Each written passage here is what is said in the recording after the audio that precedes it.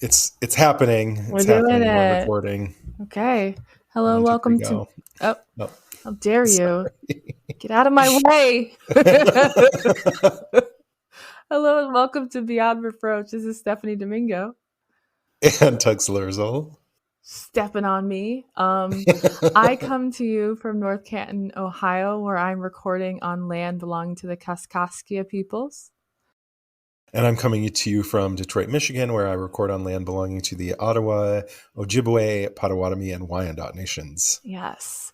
These are some of many nations that are still very much out here doing their thing, and we would like to acknowledge that.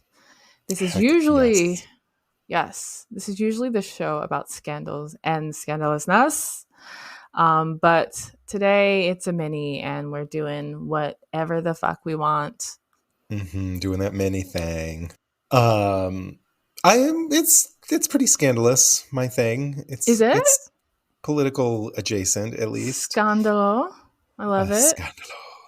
Scandalo. Before we get into the scandalo, I would first like to give a big shout out to our newest Patreon supporter, Stacey Ann. Thank you very much, Stacey Ann. You're the best. She is. She's a baddie. Simply the best. Yes. She is better than all the rest. She is better than all the rest.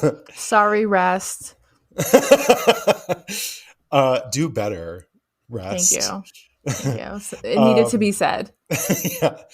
So thank you so much for your support. It means so much to us, especially going into our sabbatical. Yeah. It really means so much to us to know that we will still have your support, even though we're taking a little break. And we will continue to have your support when we come back. Yeah, it was so unexpected when you said that, we have a new Patreon. I'm just like, wait, what? But we're taking a break. Yeah. So it felt very encouraging. I'm like, okay, people still like us, still want to hear from us. Exactly. We still got it. I also, before we get into my actual topic for today's minisode, I also want to mention that the drag ban in Tennessee that I mentioned last week in last week's episode has since been ruled unconstitutional by a Trump-appointed judge. Yep. Very exciting stuff. This judge said that the law was, quote, unconstitutionally vague and substantially overbroad, and, quote, and encouraged, quote, discriminatory enforcement. He went on to write that there were several reasons to believe the law was geared towards placing prospective blocks on drag shows regardless of their potential harm to minors. Imagine. I know. So yeah, this is great news. This is incredible news. It also really helps to prove the points that we made last week about the LGBTQ community's willingness to fight against injustice going forward, and the strength and the power that we have in knowing our history and knowing how to fight these kinds of laws now, thanks to our past and our history. Unfortunately, it doesn't really seem like this is going to be the end of this fight. I'm sure that this judge's decision is going to be appealed and it's going to move to a higher court. But at least for now, everyone can sort of rest easy for now. This law can no longer be enforced. Well, actually, it never went into place because basically as soon as they tried to pull one over, it went to the courts. So it can't be enforced and hopefully never will. Good. Unfortunately, there is another law in Tennessee right now banning basically most gender affirming care for trans people. This is horrific, completely despicable, and it is going through the courts right now. We don't know how it's all going to turn out, but it is going through the courts. So fingers crossed that we have a good outcome on that as well. Tennessee, Florida, Texas, Missouri, Ohio. Yeah. Yeah. It's a scary time. Yeah, for sure. But I should get into this mini here. I should do the mini thing. So we all know about the Stonewall Uprising and the importance of Stonewall to the gay rights movement and to the history of Pride and not just Gay Pride, but Pride Month and all of that. we have talked about Stonewall before on the show, obviously. We've never really done an actual story about Pride. We've never done an episode on Pride or on Stonewall.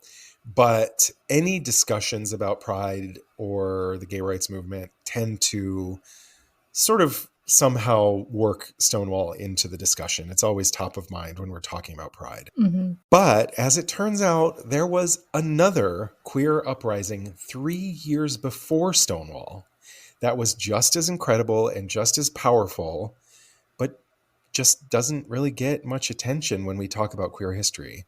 It's not as sexy. It's a really incredible story. I think the issue was that it wasn't very well documented in the press. For some reason, the press just didn't care about this story, so it didn't really have like the nationwide impact that Stonewall did. But yeah, I'm going to talk about it today. Cool. So this is going to be just sort of like a quick, brief history of the Compton's Cafeteria Uprising of 1966. So in the mid-1960s, there were about 90,000 LGBTQ people living in San Francisco. Living in San Francisco. That number came from like estimates from the police that they were guessing that there were about 90,000 people. Wow. Yeah, living in San Francisco in the 60s. And while most of the city's cis white gay men tended to live in the Castro district, the city's transgender population was forced into a dangerous slum and red light district a few miles away called the Tenderloin district. While the entire LGBTQ community in San Francisco faced discrimination and violence and oppression in the 1960s, trans women in particular, not surprisingly, were really targeted by the police and exploitative landlords. Mm. A trans filmmaker named Susan Stryker said that the neighborhood was home to, quote, young people who maybe had been kicked out by their families and were living on the street, and trans people who could lose a job at any moment or not be hired, who wouldn't be rented to, who had to live in crappy residential hotels in a bad part of town, and who had to do survival sex work to support themselves. Tenderloin resident Susan Cook said, quote, police would give the people who were indeterminate gender the message that they belonged only in the Tenderloin, which at the time was a kind of gay ghetto, a very slummy gay ghetto. In fact, after arresting trans people in other parts of the city, police would either tell them that once they were released, they had to go to the Tenderloin district when they left, or the police would literally drive them to the Tenderloin and drop them off and just be like, this is where you belong. Don't leave this neighborhood. Wow. That's really fucked up. Yeah, it's ridiculous. It's so weird too. Like we've decided that this is your place. Yeah. But just because the police herded all of these trans people and drag queens and, like homeless queer youth into this Tenderloin neighborhood on purpose, that didn't mean that once they were there, they left them alone. Of course. Far from it. Yes. Yeah. Easy pickings. Exactly. Yeah. They put them all in the same place so that they knew where they were when they wanted to fuck shit up. So police sweeps and raids of the neighborhood were super common, and trans women and drag queens were arrested for all kinds of made up crimes all the time. Loitering and obstructing the sidewalk were some of the most common offenses. You're obstructing the sidewalk. Why is that even a thing? That's so fucked up. Yeah, it's just meant for police abuse. Exactly. Yeah. Female Walk impersonation. Around me, bitch. Walk around. I know. Yeah. Female impersonation under the 3-article rule was also a very common offense. Yeah. Offense. Wink. So in 2005, filmmaker Susan Stryker made this documentary about the uprising at Compton's Cafeteria called Screaming Queens. And for the film, she interviewed several Tenderloin residents and transgender women, including Amanda St. James, who said, quote, if we had lipstick on, if we had mascara on, if our hair was too long, we had to put it under a cap. If the buttons was on the wrong side, like a blouse, they would take you to jail because they felt it was female impersonation. What? Another yes. If the buttons are on the wrong side of my shirt, that makes it a blouse. What does that even? Because the Oh. blouse has the buttons are on the other side of the shirt. Oh, I never knew that. Yeah, men's buttons are on a different side. It's Why are you very so stupid. obsessed with me? Would I be know. my question to them. Like, why are you looking at where my buttons are? Exactly. Ugh. Yeah. Another transgender woman named Tamara Ching said, quote, "The police could harass you at any time. They would ask you for pieces of ID. You had to have your male ID if you were born male and didn't go through a sex change. They would pat you down, and while they're patting you down, of course, they're feeling you up." Wow. That's so fucked up. Not Ugh, surprisingly, so things came gross. to a, I know, yeah. So things came to a boiling point in the summer of 1966.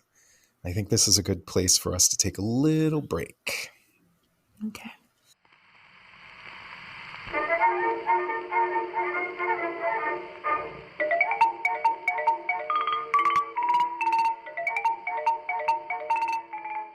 Well, hello there. Do you wish your high school history course had more drinking, more swearing, and more ladies?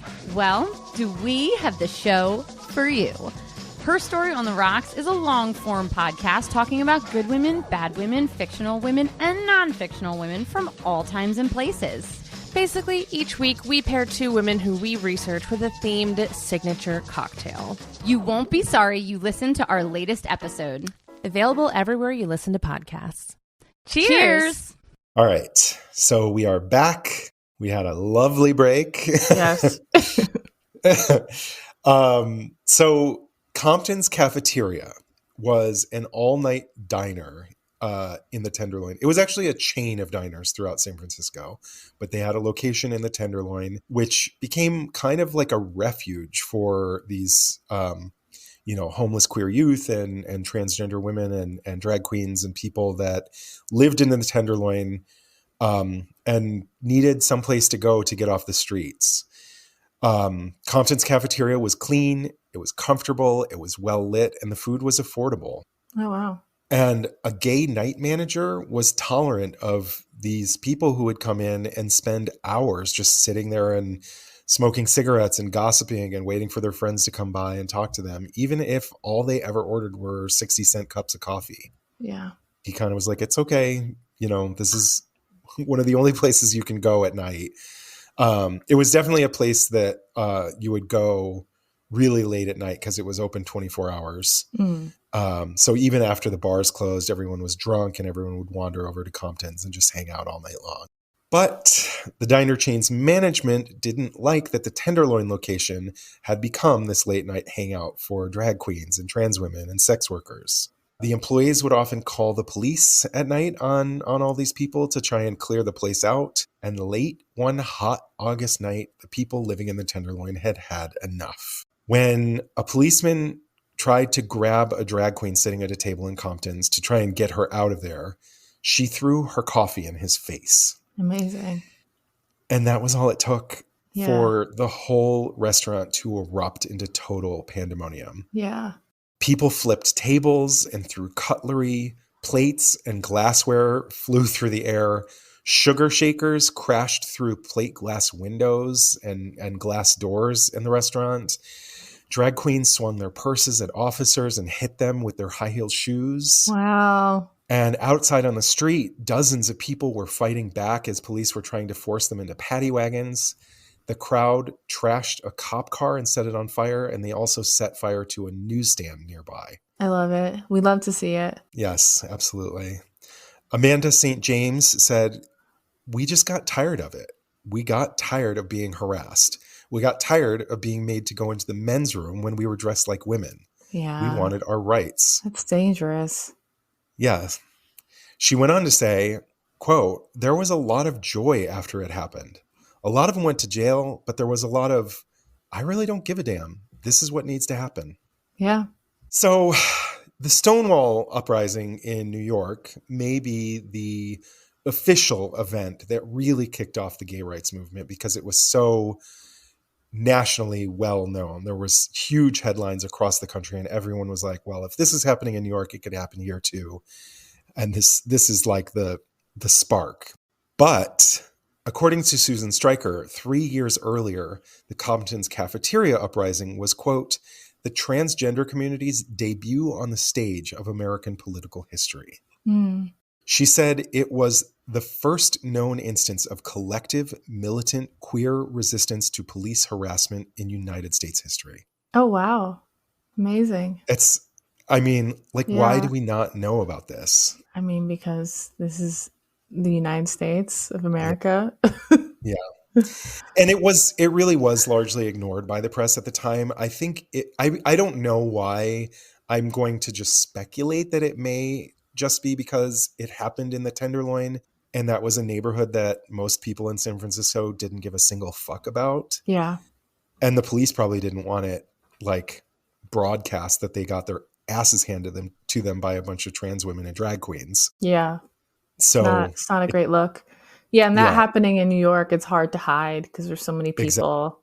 Exactly. And even though that area where the Stonewall is like a very diverse neighborhood. Mm-hmm.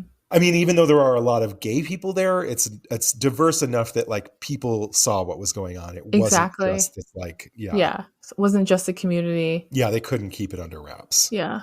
So the uprising was largely ignored by the press, and a city archivist said that most of the arrest records from the Tenderloin in those days have been, quote, disappeared. Wow. Yeah. That's super shady. Yeah. When this trans filmmaker went to research what happened at Compton's, there's very few records of what actually happened. Yeah. Today, no one actually knows even the exact date of the uprising. We know it was in August. We know it happened late at night on a hot night in August, but no one really knows the exact date. And the story might have just been lost to history entirely if Susan Stryker hadn't found a short article about it in an old program from San Francisco's first Gay Pride Parade in 1972. She was looking through some LGBTQ archives in 1991 when she found this article titled Drag Queens Protest Police Harassment at Compton's Cafeteria. So she found this article in 1991. The article was from the first Gay Pride Parade program from 1972, but this happened in 1966. So even this article, which was short, was written 6 years after the fact. So it's, there's not a lot of detail and recorded that's a shame. records. Yeah. But it's by design because they hit those files. You would have a date and a time and a list of people who are involved, or at least who got scooped up that night. Yeah. But they want to play games. Yeah. And hide it. She knew there was a story there, though. When she saw this article, she was like, I've got to find out what happened. She started looking for more information. And I watched this documentary. It's not even a full hour long. It's 55 minutes or something. We'll put it in the show notes. I think you can find it on Amazon Prime. But she went through the Tenderloin and interviewed a lot of older trans women who lived there for a long time, and was just asking people were you here when this happened? Do you remember this happening? And she found at least a couple of people who had firsthand knowledge of how it all played out and what went down. It's really interesting to watch. Yeah. Cool. So yeah, at the time, even though the press pretty much ignored this uprising, it did really have a profound effect on the Tenderloin and the people in the Tenderloin. When restaurants in the neighborhood banned trans women from entering their restaurants, afterwards they were picketed. The trans people in the neighborhood were like, fuck you, this is our neighborhood, and they really raised hell. Good. And when Compton's refused to give up and let them in, the newly replaced plate glass windows in their restaurant were smashed again. How mysterious. Yes, exactly. There's no records of how this could have happened. It was God's will, I heard. Yes. Yeah. God, probably. Yeah. Yeah. Participants in the uprising suddenly felt empowered in a way that they really weren't used to at that point. And their activism became a constructive outlet for their frustrations with the city and with the cops. They staged a bunch of public demonstrations in the area looking for better conditions, and they worked with the city and the health department to form a center to connect trans people with medical care. They even started providing ID cards for trans people so that their chosen gender identity would be listed on their IDs so that they would have an easier time finding work and housing, which is a big deal Yeah, at that it's time. massive. Yeah. Massive now. Yeah. Yeah. So the Compton's Tenderloin location started closing at midnight after this uprising. Oh, no. Yeah. That's shitty. And according to many of the trans women living in the neighborhood at the time, they said that the neighborhood really felt basically forever changed, kind of in a good way in their mind, like that people really started realizing like we can have an impact, like we can get shit done. We are a collective. It's not just we're out here as individuals. No, our community is under threat. Let's band together. Yeah. Yeah, they formed like a political action committee called Vanguard after this. Yeah. Yeah. Okay. So the Compton's chain closed the Tenderloin location in 1972. I don't know if it just wasn't doing well after they like banned the people living in their neighborhood from coming in or what. But yeah, it ended up becoming a sex shop after this. Okay. But now today, finally, there is a historic marker highlighting the events of that late night in August of 1966. That marker probably wouldn't exist if it weren't for Susan Stryker and the work she did, like unearthing this story. So yeah, that is the abridged history of the Compton's Cafeteria Uprising of 1966. I do want to say though, before we wrap it up, that in a quest for, I don't know, equal rights and respectability, cis white gay men have thrown queer people of color and trans people and drag queens under the bus for almost the entire history of the gay liberation movement. But what many of us tend to forget is that queer people of color and trans people and drag queens have always been at the forefront of that movement. Yeah. They're the ones going to battle with the police. They're the ones throwing the first bricks or bottles or cups of coffee. But anytime a monument gets put up, anytime a movie is made about Stonewall, cis white men are centered as the hero of these stories every time. Really every makes fucking you time. think Yeah. that maybe we exist in a construct of white supremacy. Yeah, I mean, it's good that people are hearing about these stories that really show the true origins of these movements, because like, why would it ever be white men at the beginning of anything? Yeah. Like, they follow, they copy, and they take credit. Like, that's always been the case. But I want to check out this documentary. Susan Stryker, it's really sounds good. like a real one. Yeah. Yeah. I mean, I know that things are really scary right now. Yeah. But we as queer people have things so much better than our queer like ancestors did in the 60s. And we have drag queens and Black trans women to thank for that. Amen. Yeah. Yeah. But I do think I'd like to believe that if like white queer men realize the origins of their movement, maybe they would have a little bit more respect and maybe they would do something differently. I think it's happening little by little. I think that people are becoming more aware, especially as these stories are being told. And, you know, I do think that it is little, you know, there is a little movement being made in that direction. Yeah. And I think especially as queer history becomes such a hotbed or what's the word I'm looking for? Hot button issue. Like, because queer history is being banned in all of these conservative states. Yeah. A distraction. I think young people, but I think that young people are paying attention in a way that they never really have. Yeah. Specifically queer young people. I feel like it's been very easy for young queer people to sort of ignore queer history because things are different now, and it doesn't feel as like detrimental. It doesn't feel as desperate, but now suddenly it does. And I think that people are really paying attention, and young people are paying attention, and they're the ones who are really going to be like, oh, okay, we see what is really happening here and what has happened. Yeah, I agree that young people are more aware of just everything. Yeah. And they are not taking kindly to us banning their books. They're just like, we see you, friends. Yeah. No.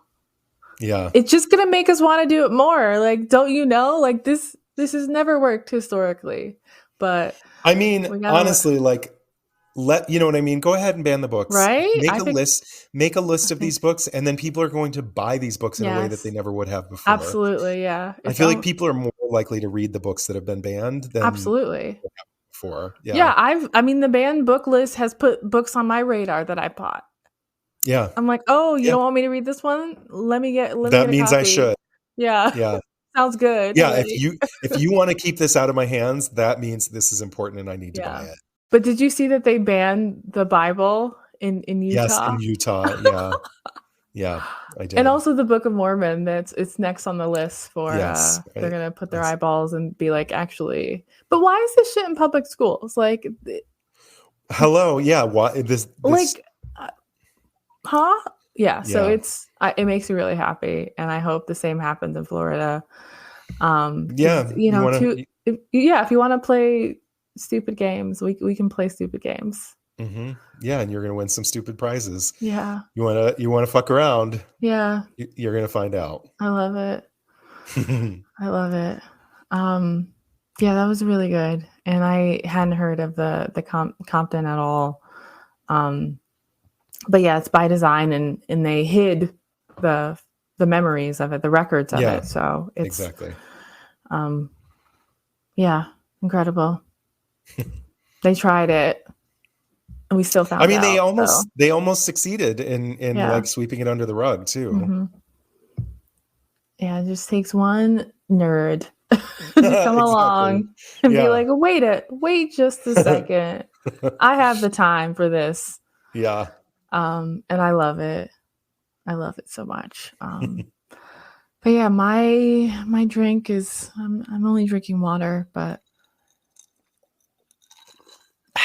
it is now empty. Mm-hmm. So yeah, we are done. Thank you so much for listening to Beyond Reproach. This has been Stephanie Domingo. And Tux Lerzol. Thank you to our new audio editor, Thomas. He's amazing. We cannot do this. Tomas? He has a fancy accent. And I feel fancy by I don't know, like osmosis. Like association. That's the word. That's the word. Association. I'm over here talking biology for no reason. Yeah, he's great. We thank you. Thank you. Mm-hmm. 1,000 thank yous. 1,000 thank yous. Yeah. Bye, y'all. That's it. Bye.